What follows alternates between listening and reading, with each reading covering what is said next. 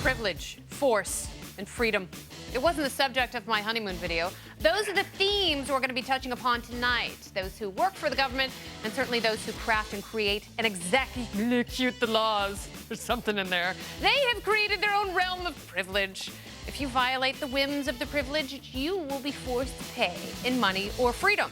One alliance has had quite enough, and not only are they using hashtags and political grenades to exact change, they may force the president's hand through a lawsuit in hopes it ultimately protects your freedom. There's a lot at stake, even bull semen. We'll get to that later. It's a very packed show. We've got the judge and Stossel on board. Are you?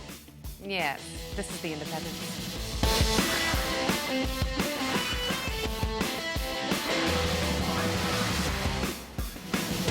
Hi there, I'm Kennedy. I'm your hostess, and I'm joined by savvy and cruel entrepreneur Camille Foster from Free Think Media. And our special guest for the hour is Reason Magazine senior editor Peter Suderman. Matt Welch is on a crowded boat, yet we are the Independents. All very true. Today, Senator Rand Paul filed a lawsuit against President Obama, National Intelligence Director James Clapper, NSA Director Keith Alexander, and FBI Director James Comey over surveillance. Senator Paul had this to say. There's a huge and growing swell of protest in this country of people who are outraged that their records would be taken without suspicion, without a judge's warrant, and without individualization. Look how handsome Matt Kibbe looks. All right, well, Rand was, of course, joined in the suit by others, including FreedomWorks CEO Matt Kibbe, who joins us by satellite. Matt, what is the meaning of this lawsuit? Welcome, by the way. Hey, welcome. Thanks. The purpose of this lawsuit, it's going to be what I believe will be one of the largest class actions in the history of the United States.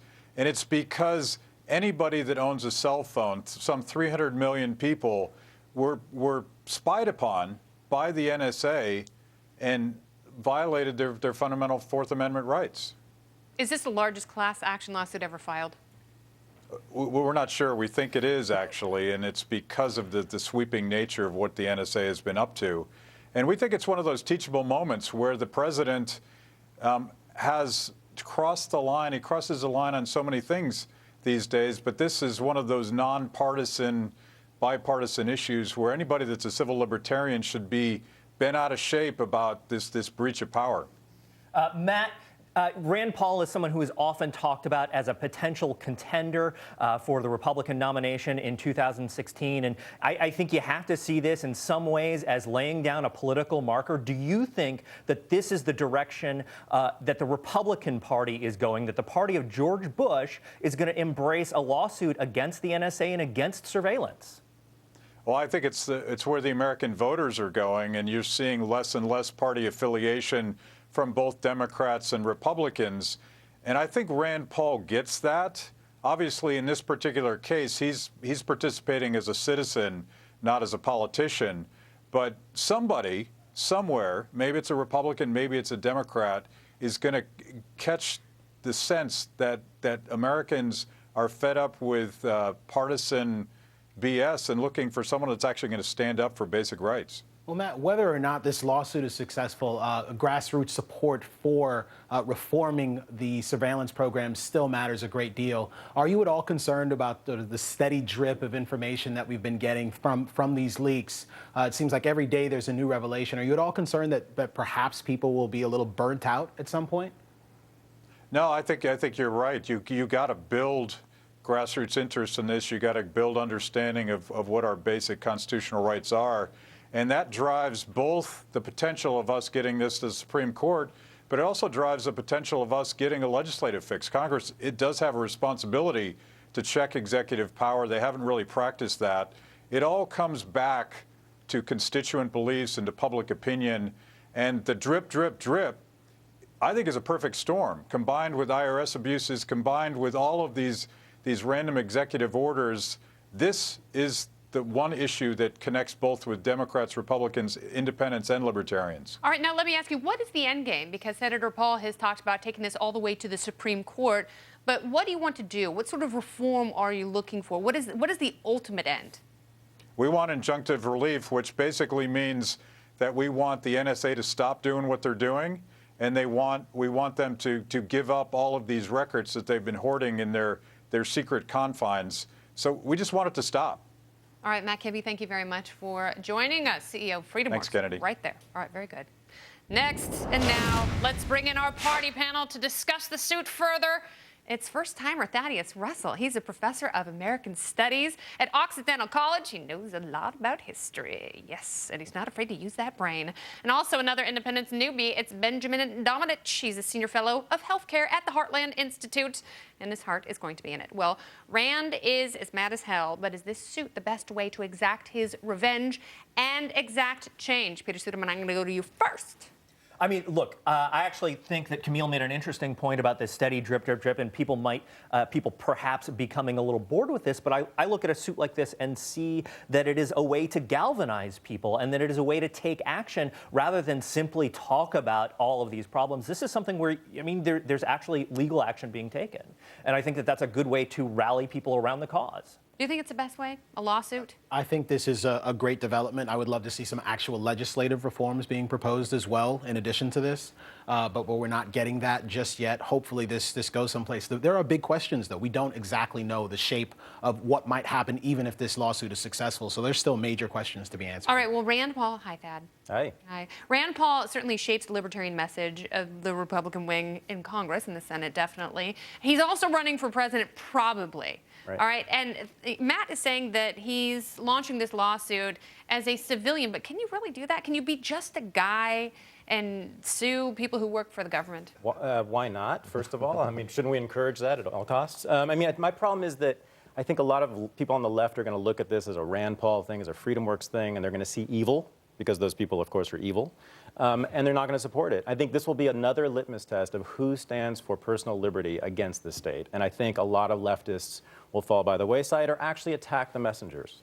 There has been a little bit of that as well. We've seen folks like Snowden and Julian Assange who have been criticized because of their libertarian leanings. And a lot of the harshest attacks on the whistleblowers have actually come from the left, unfortunately. You know, I think one of the things that you sort of touched on earlier is that this is more than just sort of a legal argument. It's a political argument. It's one that's going to play out in the context of 2016, you know, regardless of what you'd like to see come out of the lawsuit. I think Rothbard is right when he says that justices are ultimately the priesthood that validates the executive. But I think that in this case, one thing that's really interesting that you could see come out of it is sort of this rise of this Jeffersonian impulse on the right, which we haven't really tested yet. And I think we've seen to a certain extent that there are a lot of Tea Partiers who may have favored kind of a Jacksonian attitude toward the world, going out there and kicking some ass, who are maybe coming back now and saying, hey, that could lead to some bad things domestically. You know, it's one thing if we're spying on people overseas, but it's another thing if we're sort of invading my own privacy. And I think that that's going to be something that's really tested for the first time in 2016. All right, you talk about Rothbard. You talk about validation. But what about absolution?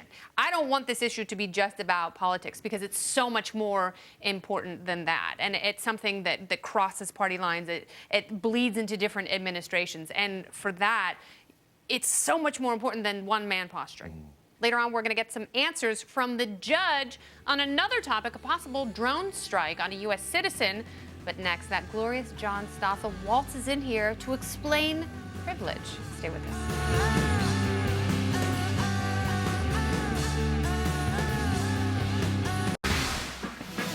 Politicians say they want everyone to have equal opportunity, but then they give special breaks to certain companies. We'll all benefit from it. All benefit? No, all don't benefit. The privileged benefit, like members of Congress. Welcome back to The Independence, where we're in the mood for love and liberty. That was a clip from Stossel. That is tomorrow night at this time on Fox Business Network. The show is all about privilege, and what a wonderful thing that is. We are privileged to have the man in the flesh, John Stossel. John, welcome. Thank you. Welcome back. So tell me, are there different kinds of privilege? What are you talking about on Stossel tomorrow night? Yeah, I would say there are three kinds. There are the kinds you earn, and good for you. If you work hard, you earn some privilege. There's the kind you're born with. Drew Barrymore is an actress because maybe her father is. I don't know. Or Angelina Jolie, her dad was famous. Or you're a hot chick because just birth and you've got this show. Genetic privilege. Genetic privilege. And that's neutral. And then there's evil privilege, which is when you take from others, and that's what politics is about. That's Solyndra and farm subsidies. And why the richest counties in America are now around Washington, D.C. You've got 56 relatives of Congress are registered lobbyists now. That's disgusting and gross, and what my show is about tomorrow. So all of this is obviously distorted and out of control, and people have grown rich around Washington, D.C. because they've got jobs where they are fed by the federal government. Either they're contractors or direct government employees, but there are a lot of people making a lot of money off of us, and we have no choice in the matter, do we? No, once the majority votes for this, everybody has to pay for it. And they say, oh, we can fix the abuse with this law.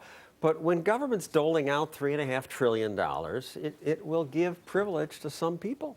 And it's only getting worse. Now, I know that you, Peter Suderman, are obsessed with Canadian freedom. Because for a long time, people thought that Canada was socialist and oppressive, but it turns out it's becoming more free than these United States. Well, at least in terms of managing their budget, they have done a surprisingly good job. In the early 1990s, they had a debt level that was about equal to about 68% of their total economy.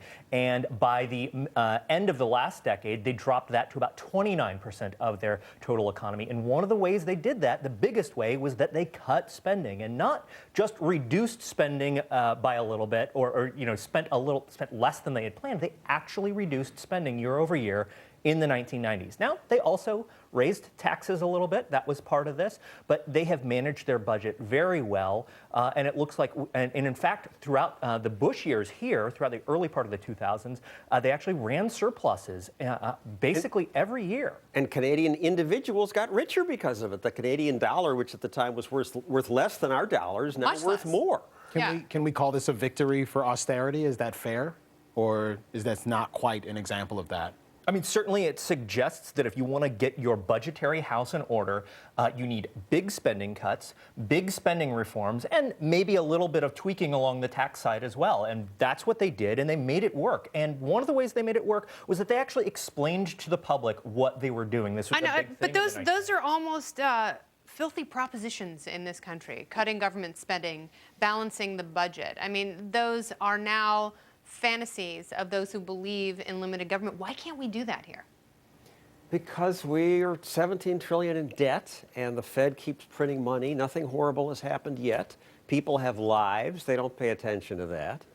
The public doesn't seem to care, and won't care until it's too late, when Medicare recipients receive a wheelbarrow full of money and it's not enough to pay their doctor. No, you're right. I mean, there's a level of apathy here. It's almost as though people who are governed have given up.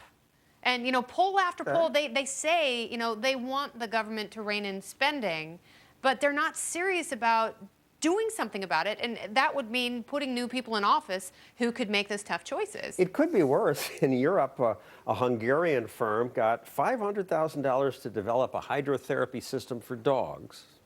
I'm sure they're very comfortable. Tyrolean farmers got money to reconsider their relationship with the landscape. But talk about their feelings with wheatgrass. But the formula here is pretty obvious. It's concentrated benefits and dispersed costs. And whenever you have a circumstance like that, you're going to see these kinds of really unfortunate outcomes where it's easy for the public to not pay attention, despite the fact that they all hate what is happening. And it's also, now it's even easier for Congress to spend more money. And the rationality for lifting the debt ceiling continuously is kind of terrifying. Steny Hoyer said, oh, what, you don't want to pay our bills? It's like, it's not that people don't want you to pay your bills. It's not that people want the U.S. to default on its obligations. It's that you're spending too much damn money. And I got mad when I heard the Republicans were acquiescing without getting anything in cuts. But it's hard to blame them. They're politicians. They have to run, and they've been beating their heads against this wall and not winning on it. No, they have been beaten at every turn. But some are principled and still saying no and losing. Yeah, that's absolutely right, as we saw with that Rand Paul lawsuit. Thank you so much, John. We will certainly be watching tomorrow night. Another amazing show. Stossel. It's awesome. You don't know that yet. I know that because I'm psychic and I'm connected to your aura, and it tells me special things as I'm sleeping. Good. Thank you. All right, Judge Napolitano is going to be in studio, and he's on fire about the president's kill list, which is growing. And next, you've heard a lot about Obamacare, but there's a new way to stick it to small businesses until they bleed. The health law continues to do great damage, and we'll do some triage next. I said, baby, baby,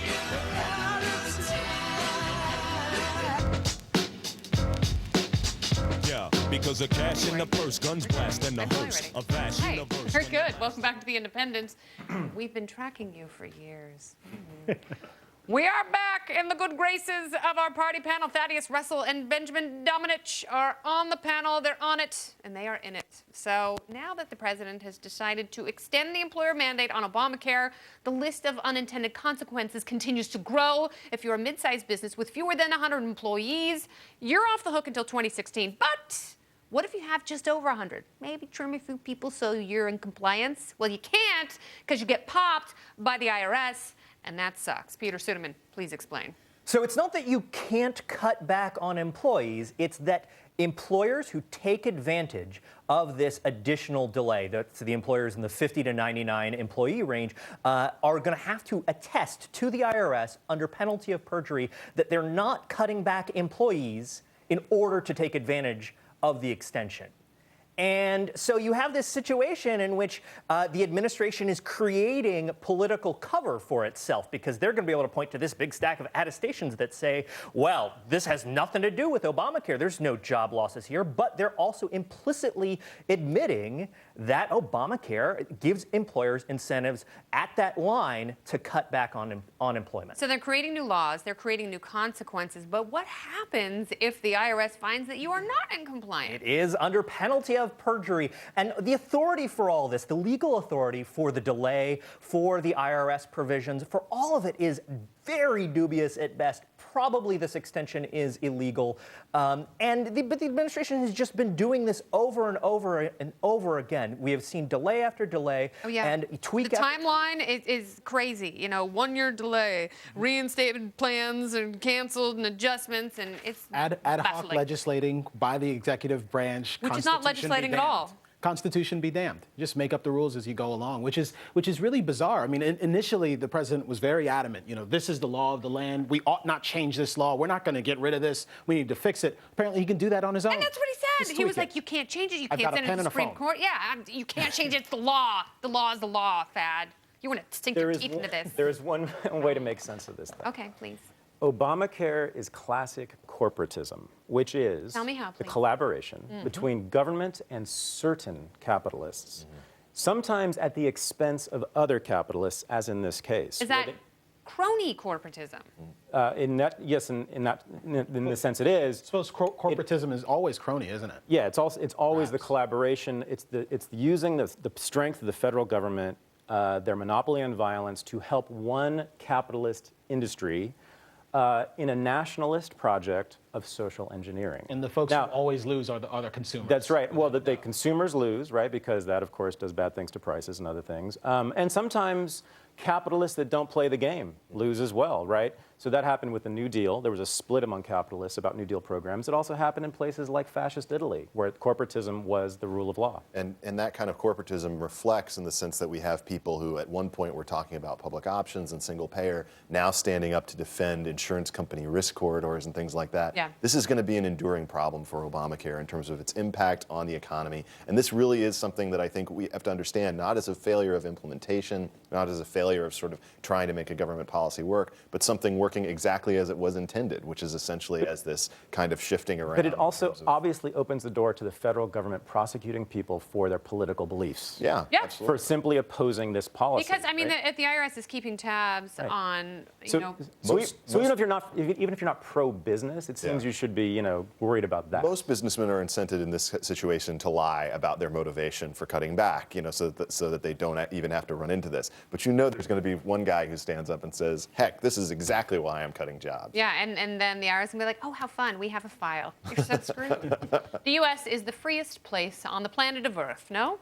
Nope, not according to Reporters Without Borders. Because of government interference, lack of transparency, and censorship of one kind or another, we now rank 46th. There are 45 other countries who rank higher on the Press Freedom Index. That's a horrible thing. It's supposed to mean something. There's an undeniable level of subjectivity to these measures, but there are some very serious claims being made here, and they are undeniably true. This has been a really, really bad year for press freedom in the United States, where we have journalists that are on the run, journalists who are being investigated because they received leaked information, who are being deemed potentially traitors. We have Congress people who are routinely threatening them and alternately claiming that they are either working with the Russians, they are selling information, journalists who are selling information. This has been a really bad run for us. And whether or not you buy that the United States is number 46, it is difficult to argue that the administration and really just the veil of secrecy over the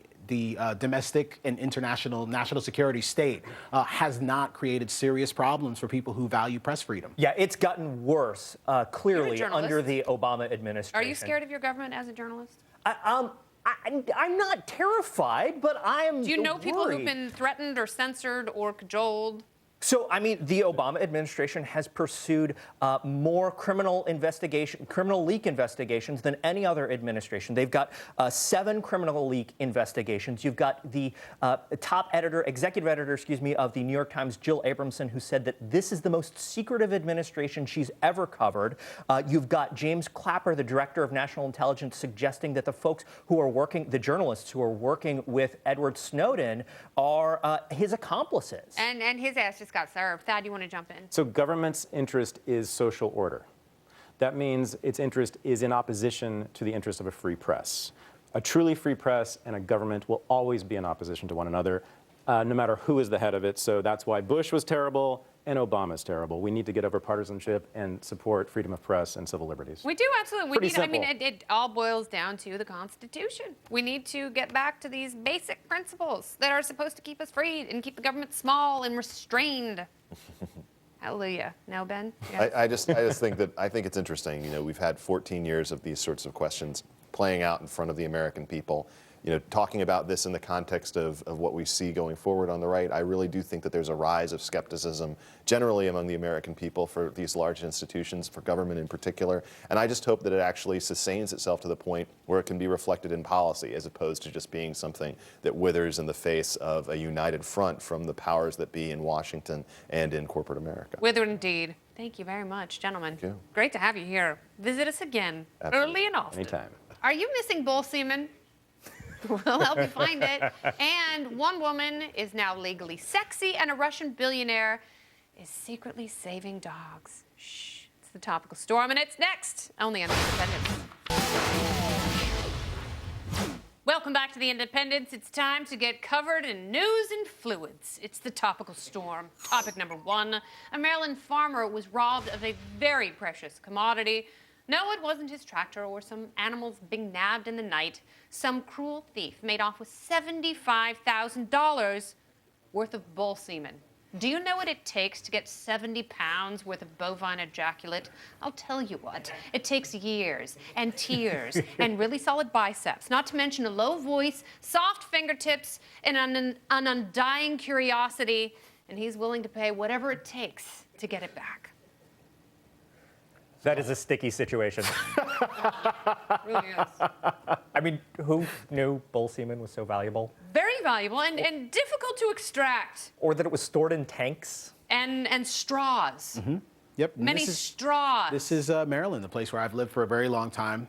There is an entire bovine semen industry in Maryland, Yes. and it's very robust. Not just It's a brisk, in Maryland. brisk trade. Yeah, it is a brisk trade. Yeah. So hopefully the thief will come clean and they will get the fluid back. Absolutely. It's necessary. Yeah. Topic number 2. Sheila Renee Crabtree hated her first name. She was going to change it to Sparkle or Cinder, but those were just too ordinary. So she changed it to, wait for it, Sexy. Sexy Renee Crabtree. She's a 41-year-old former photographer and future stripper with a lovely moniker like that. And she says her husband loves it. Now, Camille, if you could change your name to anything, what would it be? Sexy, obviously. That would be my first choice. Sexy Yeah. Foster? Yeah, because simply changing your name makes it so.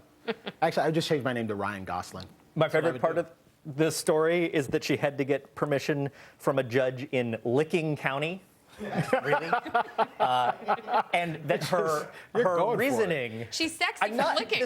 that's the actual name of the county. Yeah. And her reasoning was that her original name, Sheila, was the ugliest name. I guess sexy is. It's really not the ugliest. It's not. the prettiest. Nope. No. It's not. All right, topic number 3. A new study shows if you have friends with benefits, meaning people you know whom you sleep with but are not committed to, you could end up staying friends when you stop acquainting with other people's naughty parts. The study found among college students, 80% who formed FWB relationships were still friends. So basically, a lot of people who participated in the study are compulsive liars. You don't believe this? No, you don't stay friends with your friends with benefits, buddy. Yeah. I don't have any expertise in this. I've been dating the same woman forever and ever. Oh, that's so Yeah. sweet. Well, married to the same woman. She's my friend as well. Yeah, no, she is, of Yeah. course. I mean, and that's what There are also that's benefits. a good thing to learn, like a long-lasting, genuine, beautiful, healthy, succulent, luscious relationship takes a solid friendship. Yeah. Is there a pickup line here? You know, science says I should have sex with my friends. Yeah, So let's be friends. Shouldn't have to use pickup lines on your friends.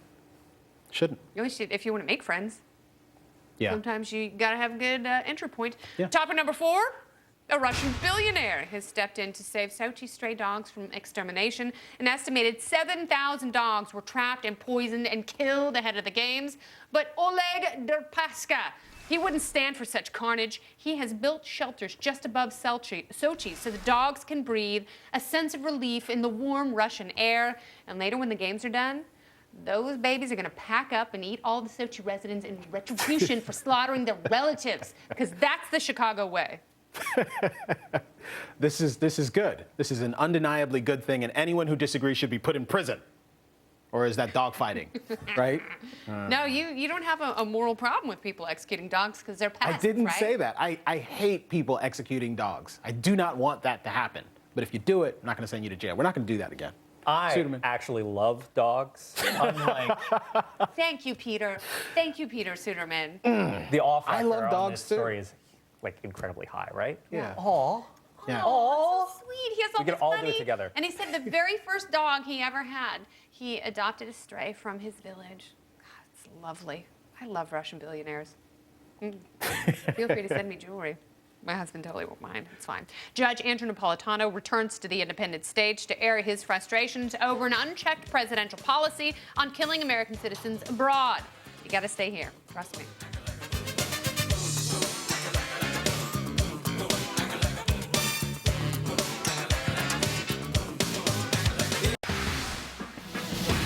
Welcome back to The Independence. Fox News has confirmed the Obama administration is debating whether to kill an American citizen they say has joined al-Qaeda and is actively targeting Americans for attacks. Judge Andrew Napolitano joins us to weigh in on the legality of such a strike. Welcome, Judge. Good to be here, Kennedy. So this is, I mean, it's scary, of course, the thought that there's some guy who's gone rogue, joined al-Qaeda, and wants to kill Americans. That's a horrible thought.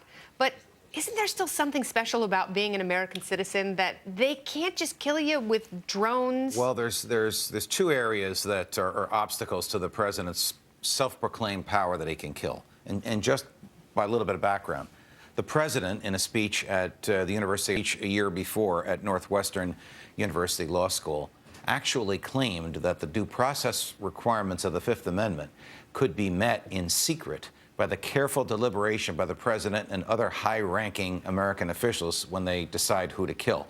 Due process, of course, is a fancy legal phrase for if the government wants your life, your liberty, or your property, it has to proceed against you in a courtroom before a neutral judge and a neutral jury and explain what you did wrong and convict you or win a lawsuit. Okay, now I want to read this quote. This is from the speech you're talking about. The president said in last May, when a U.S. citizen goes abroad to wage war against America and is actively plotting to kill U.S. citizens, and when neither the United States nor our partners are in a position to capture him before he carries out a plot, his citizenship should no more serve as a shield than a sniper shooting down on an innocent crowd should be protected from a SWAT team. Well, you know, What's wrong with that? the catalog of things that the president says this guy is doing. He's a bad guy with evil intent, plotting with our enemies. He's lethal. His lethality is imminent, and we can't arrest him. Where did he come up with those? He made them up himself. There's no statute enacted by the Congress that says if somebody meets all these criteria, the president can kill him.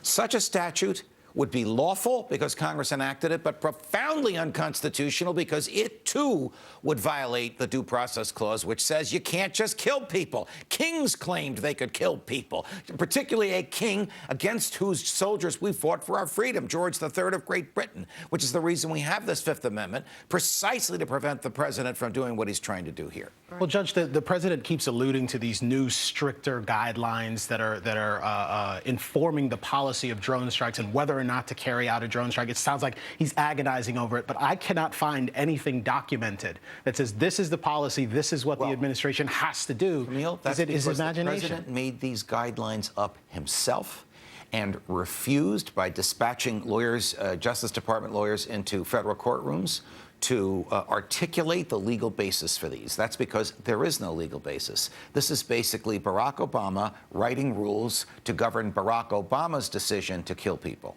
Look, there's another clause of the Constitution here which is very troubling to the president. And this particularly addresses Americans. It is not possible for a non-American to commit treason. Treason only pertains to American citizens. But treason in the Constitution for an American is defined. It's the only crime that's defined in the Constitution, so this can't be changed by the Congress, as waging war against the United States or providing aid and comfort to enemies of the United States. So even if this guy, let's say he's in Yemen, that they're talking about, we don't know where he is and we don't know who he is, we don't even know if it's a he or if it's one person or more, is waging war against the United States, guess what? The Constitution guarantees him a jury trial and requires the government to have at least 2 witnesses to the same overt act. Again, those requirements are there to prevent the president from doing what kings did when they dispatched their political adversaries to the gallows for treason. Judge, so this is a guy who is in a remote location. He's someone we can't get to as a result. He's well guarded, which means it's going to be really hard to capture him. And the administration says that not only has he planned and assisted with attacks on Americans, that he's continuing to do so. So my question is, given these constitutional impediments, what should the administration be doing? How do you handle someone who is a potential, who, if they believe he is a real threat, how do you handle someone? Here's why the premise that the government wants us to put in a question as articulate of yours doesn't make any sense. If the government can get to Osama bin Laden, they can get to anybody. Now, I spoke with an author, Jeremy Scahill, you guys know him, yep, who spoke with a member of the team that killed Alaki. He's the American who's killed by a drone. They followed him for 48 hours. They were within less than a half a mile of him the entire 48 hours. There were 12 of them on that team. Any 12 could have captured him alive. They didn't want to capture him. The president didn't want to capture him. He wanted to demonstrate that he could kill. So does killing justify, does the Constitution permit killing no matter how dangerous the person is? Absolutely not. Do we really believe that the government can't capture whoever it wants? They can capture bin Laden. They can capture this guy. All right, very good. Thank you very much, Judge Pleasure. Napolitano. Excellent, beautiful. One of the biggest online retailers on earth is now taking Bitcoin. Find out where you can spend your digital currency. That's next.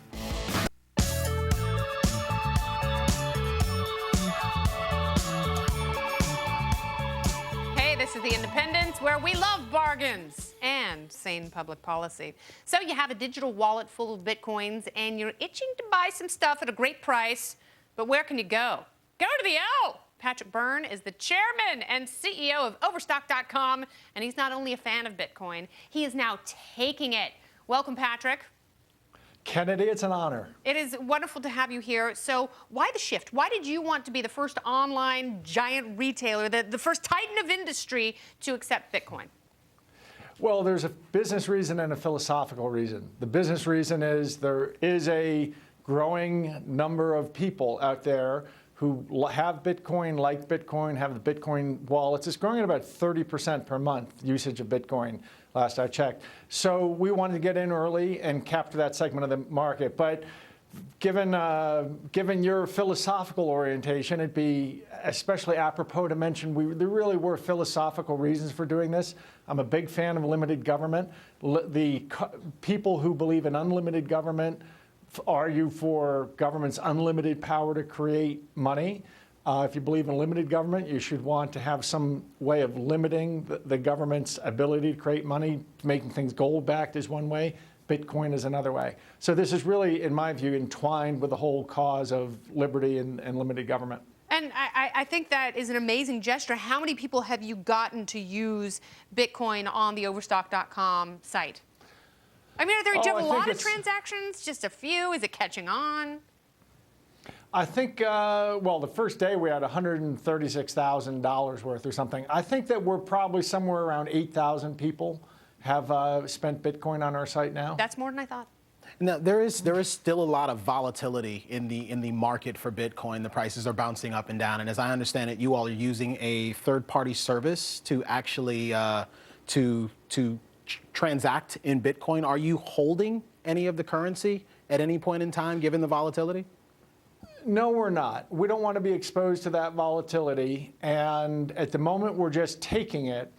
Now, we are going to, and of course we have to convert it into dollars, because at the moment we have to pay employees or colleagues and suppliers in dollars.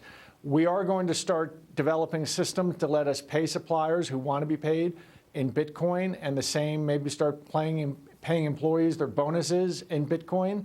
And so we want to help the ecosystem get some momentum. But at the moment, no, we take the Bitcoin and we convert it immediately into dollars, so we have no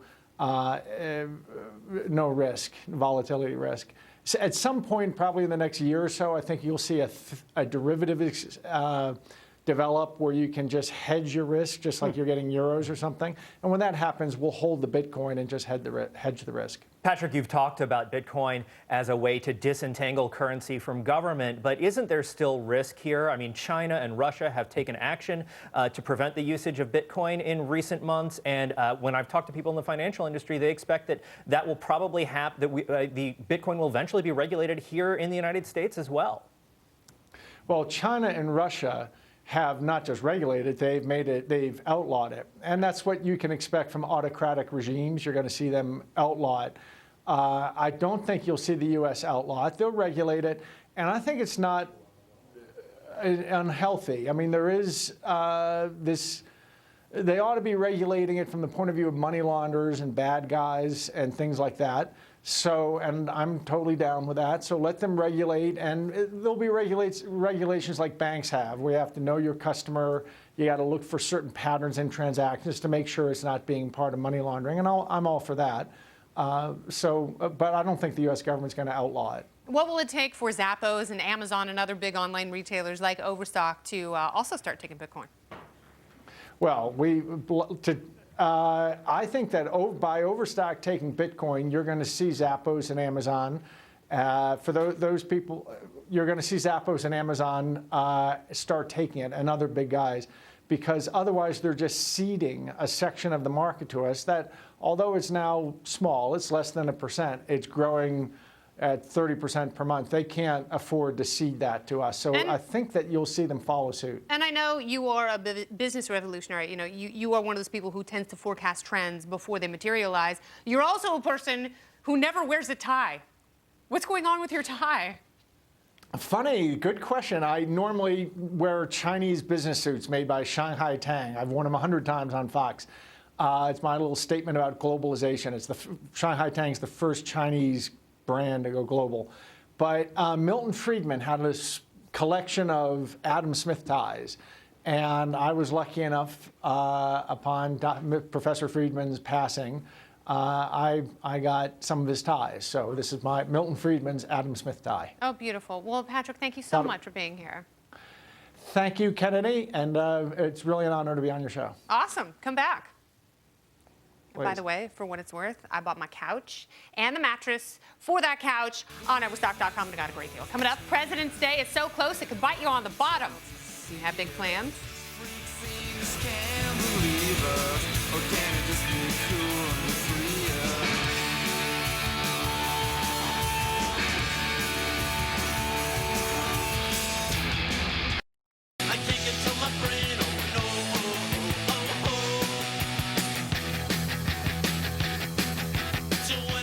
sedate you. This weekend is a long weekend where we pay homage to the fine men who served our country in the Oval Office, or not. How do you celebrate President's Day? I asked a few people that very thing on the streets. Take a look. How are you going to celebrate President's Day? I probably will sit in bed all day and sleep, maybe put a movie on. That's really going over history in your mind. That's really embracing the moment. That's, I really take it seriously. No different than any other way. At home. When is that? That's like Monday or something. How are you going to spend President's Day, other than looking amazing? Well, thank you. I am going to spend it just probably with my church. Taking my kids to camp because they don't have school. Would you be doing that even if it wasn't President's Day? Yeah, I mean, I just spoke yesterday at the church, so yeah.